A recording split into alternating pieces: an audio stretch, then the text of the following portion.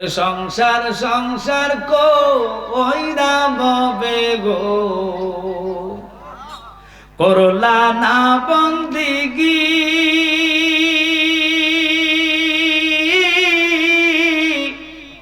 কিভাবে কাটা আইবা তুমি গো কয়বরের জিন্দেগি রে হায় রে জীবন গুনায় গুনায় গে এলো রে বলেন হায় রে জীবন গুনায় গুনায় গে এলো রে। কি খারাপ লাগতেছে আপনার গো? বলেন সংসার সংসার কো ওইরা ববে গো করলাম না বন্দেগি কিভাবে কাটা আইব আমি গো কবরের জিন্দেগি রে হায় রে জীবন গুনায় গুনায় গে এলো রে। কথা সত্য না মিথ্যা? সংসারের জন্য বিবির জন্য খাইবেন, এটা কোন কোরআন হাদিস আজমা কে আছে না? ইলিশ মাছ কিনা লাগবে কি কোরআন আছে? এটা মুরব্বীরা কোন তো আসেনিও আহলে হাদিস এটা নিয়ে ফতোয়া দিত না। দিবনি দিলে তো ফিরে খাইবো। কালকে যাইয়া দেখেন রমনা পার্ক কয়েক লাখ পুলিশ বাজার হয়ে গেছে না কথা বলে করে ওখানে ফান্তাবাদ বিক্রি হইব ইলিশ মাছ ভর্তা। কিন্তু কষ্ট হইল মিলাদুন নবীর যখন আমরা করি কত ফতোয়া বাজারা ফতোয়া দিয়া বসে। কথা কন কিরে বাবা ও কোরআন তোমারে বুঝাইলাম বললাম তুমি কেমনে দামি হইলা? আমি দামি হইলাম শ্রেষ্ঠ নবীর কারণে। কোরআনের কারণে যদি লাইলাতুল কদরের রাত্র 1000 মাসের ইবাদত এক রাত্রে আল্লাহ দিতে পারে কোরআনের কারণে রমজান দামি হয়েছে। ও কোরআন তুমি কার কারণে দামি হইলা? কোরআন কয় ওরে যার উসিলায় পয়দা হইলা, যার উসিলায় পয়দা হইলা তারে কেন ছিলা না? নূরের নবী শুইয়া আছে সোনার মদিনায় নূরের নবী শুইয়া আছে সোনার মদিনায়। খারাপ লাগে আপনাদের? ওয়াজ চলবো গরম না ঠান্ডা? হাত তোলা দিয়ে দেখান নারে তাকবীর, নারে রিসালাত, আহলে সুন্নাত ওয়াল জামাত। মাজার ভাঙার দুশমনেরা, মিলাদ কিয়ামের দুশমনেরা সবাই কোন মারহাবা। মার যদি গরম না আওয়াজ গরম আইয়া আমি কইছি আমার গলা গরম করতেলাম আমার একটু। আরে তিনি কে? গুরনিদানে তুমি বিনে গুরনিদানে তুমি বিনে কে তরাবে মোরে দয়াল মাওলা রে। ঠিক কি না? ওই মাওলা কয় বান্দা বান্দা 5 ওয়াক্ত নামাজ যদি ইমানের সহিত আদায় করো, হক আল্লাহ হকল রিবা, মানুষের হক যদি তুমি নষ্ট না করো। মহিলাদেরকে বলে দিয়েছে মা 4টা জিনিস তোদেরকে জান্নাত দেখায়া দিবে। 1 নাম্বার নামাজ, 2 নম্বর পর্দা, সুবহানাল্লাহ, 3 নম্বর মাহে রমাদানে কোরআন তেলাওয়াত, রোজা থাইকা। আর আপনারা কোরআন তেলাওয়াত বাদ দিয়া মার্কেটিং। এই জন্য কইছি বর্তমানে রোজা মা বোনদের জন্য মার্কেটিং এর রোজা। কথা কোন লাগারে? কিন্তু আগের রোজা ছিল নিয়ামত।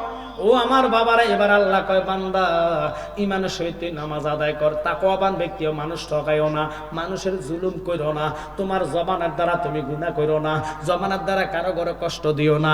এগুলা বাদ দিয়া তুমি নামাজ বন্দিকে আল্লাহর রাস্তায় চলো। তোমার হক টাকা হক ভাবে হাসর ময়দানে সাক্ষী দিব। তোমার ছেলে মেয়ে তোমার পাশে দাঁড়াবে না, মা বাবা তোমার পাশে দাঁড়াবে না, পোশাক আশাক তোমার পাশে দাঁড়াবে না।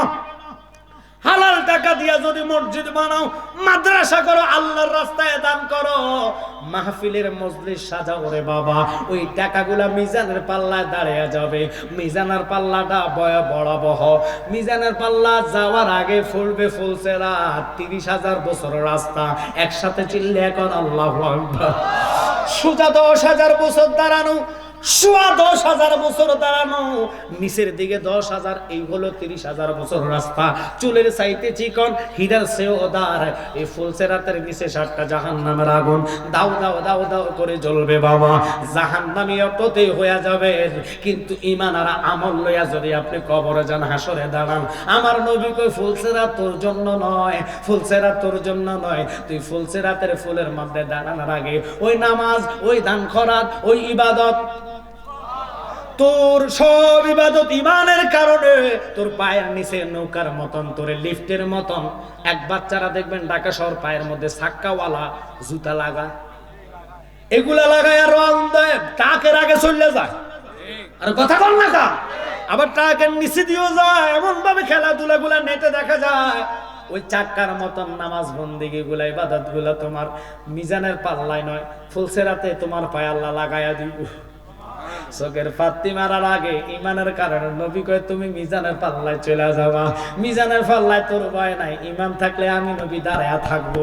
তোর ঈমানের কারণে মাফ উঠার আগে আমি কইব তারে জান্নাত দিয়া দাও, কারণ আল্লাহ জান্নাতের মালিক, নবী বন্টনকারী। আল্লাহ বন্টন করতো না, আল্লাহ মালিক হয়ে যাইব। নবী কইব আল্লাহ গো তার জান্নাত দেন, আল্লাহ কয় আমি জান্নাত দিয়া আমি আল্লাহর গৌরব হইয়া যাইব।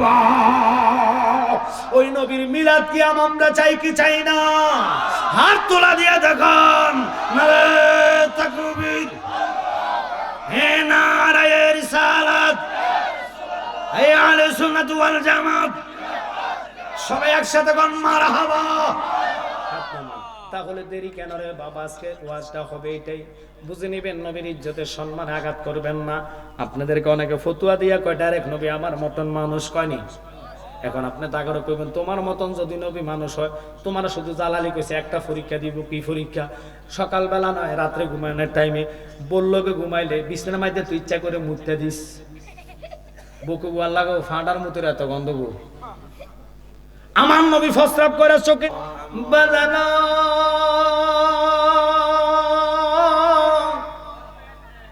ওই রমজান বিদায় হলো, আল্লাহ আদম বানাইবো, মানুষ বানাইবো, সিদ্ধান্ত আল্লাহ করেছে। কিন্তু ফেরেশতারা কয় বানাইয়েন না, তারা মারামারি কিলাকালি ডাকাতি করবো, ফারাফারি করবো। খারাপ লাগতেছে বোধহয় আপনাদের? আল্লাহর হুকুম পাইলেন, আল্লাহ কয় আমি যা জানি তোমরা তা জানো না। আদম বানাইলেন মাহে রমজান, যারা দিনে রোজা থাকে একটু খেয়াল করেন, রোজার দিনে বাবারে মারাত্মক রোদ অবস্থা করি যে শুকাইয়া যায়, তারাবির নামাজ পড়ি না, তারা ঘরে যায় কথাবার্তা বলতে বলতে 12টা 1টা বাজে যায়। কথা কন ঠিক কিনা? আবার এলহান দিয়া রাখে 3টা বাজে ওঠে, ঘুম ঠিক মতন রমজানে হয় না, চোখের মধ্যে ডইলা কাতরায় কাতরায় ভাতগুলা সেহরি খায়। কারণ তাহাজ্জুদ আদায় কইরা সেহরি যখন মুখে দেওয়া হয়, আল্লাহ কয় তাকায়া দেখলে ফেরেশতা আমার বান্দা কেন দ্রুতভাবে খাচ্ছে। খানা খাইতে মনে চায় না, টানা 10 দিন রোজা রাখলে সেহরি আর খাইতে মন চায় না। কোন রকম গিল্লা মিল্লা কসলাইয়া মানুষে ভাত খায় রে। ওই আল্লাহ কয় তাকায়া দেখ আমার পাগলা বান্দা আমার কত ভয় পায়। গরিব দিকে তাকায় আর বাতের নেলা মুখ দেয়, আজান দিলে আর কেউ খাইবনি। একটা খানা নয় 10 প্রকারের আইটেম খানা থাকুক না কেন, আজান পড়লে আর খাবে না, এই জন্য দ্রুত খানা খায় আমার ভয়ে। এরে তাকায়া দেখ বান্দা গোড়ের দিকে তাকায়া তাকায়া খানাগুলো মুখে নেয় আর গিলি গিলে খাচ্ছি। সেহেরির টাইমে শেষ, এবার ইফতারের টাইমে কত প্রকারের আইটেম, ফল ফ্রুট শরবত বানায়া সামনে লইয়া গাটে, হাতে লইয়া মুড়ি মাখে, কিন্তু মুখে দেয় না আজান ছাড়া। সুবহানাল্লাহ কর না। আল্লাহ কই ফেরেশতা কারে রে বলছ বানাইতাম না, আমার এই দেখোস না বান্দা আমার কত ভয় পায়। ও ফেরেশতা যা জান্নাতে নারন হায়াত দরিয়াতে ডুব মার, জাপ মার। জিবরাইলে জান্নাত নারন হায়াত দরিয়ার মধ্যে 600 নূরের পাকা লইয়া যখন জাপ মাইরা পাড়ের মধ্যে উঠে, এবার জিবরাইলের দোনো হাত থেকে জোরে জোরে পানির ফোঁটা পড়ে, প্রত্যেক ফোঁটা থেকে একটা একটা ফেরেশতা তৈরি করে। এক একটা ফেরেশতা পইরে সেজদার মধ্যে পড়ে কান্দে কান্দে কান্দে কান্দে কান্দে, আল্লাহ তুমি মাফ করো, আল্লাহ তুমি মাফ করো, আল্লাহ তুমি মাফ করো।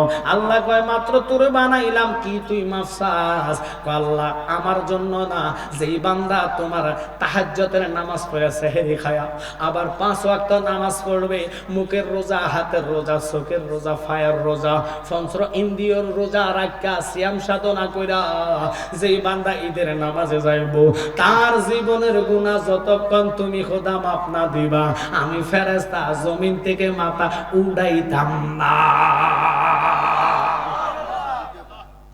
এই মাহে রমাদানের বিষয় আমরা দেখেন কত রকমের আমরা ফাজলামি করি। আজ মানুষ রমজান আসলে নিয়ামত বরকত পাইব কেমনে? কারণ নিজের ঘরের মধ্যে শাসন চলে না, নিজের ঘরের মধ্যে জান্না শূন্য সুদের টাকা বন্ধ করে না, কথা বলে জান্না শূন্য মা বাপরে বাদ দেয় না, জান্না শূন্য মানুষের লাইল কাটে, অপরাধের অপরাধ, অপরাধের অপরাধ, নিজের নিজে ঠিক করে চলেন। নফসকে আপনি নফস নিয়ন্ত্রণ করেন, আল্লাহর কসম ওলি হইতে বেশি দেরি হবে না।